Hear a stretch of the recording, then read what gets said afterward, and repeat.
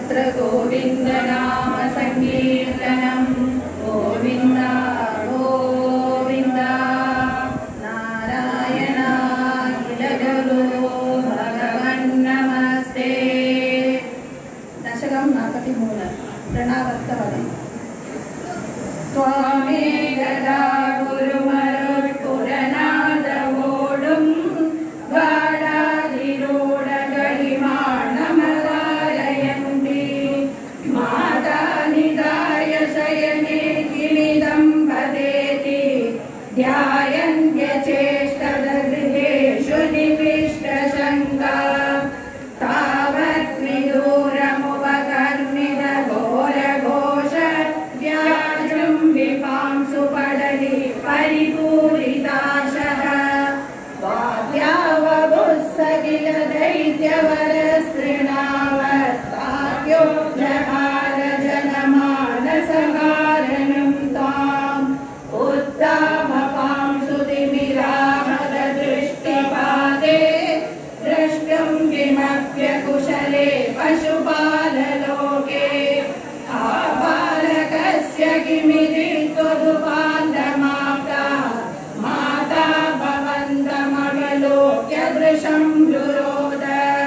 तावत् सदा नववरो विचदीनमूर्तिः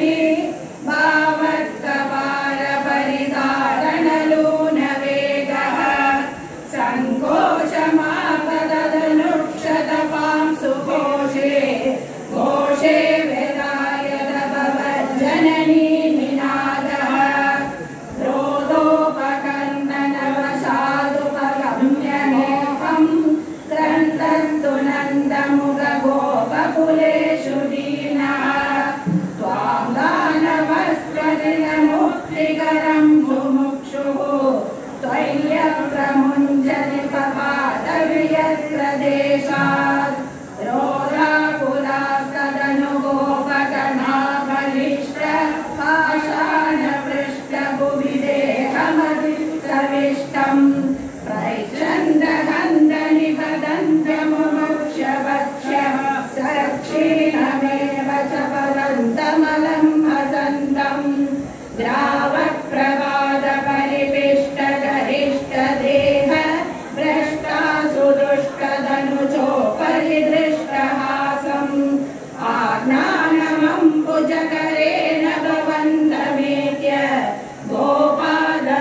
गोपाददुर्गिरिवरादिव नीलरत्नम् एकैकमाशु परिगृह्य दिगामनन्द नन्दादिगोपरिदत्तविजुम्बिताङ्गम् आदातु कामपरिशङ्कितगोपनारी हस्ताम्बुजप्रबलितं प्रणुमो भवन्तम् भूयोऽपि किं न तृणमप्रणताद्विहारी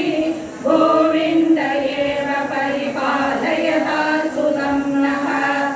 इत्यादि मातरपितृप्रमुखैः सदा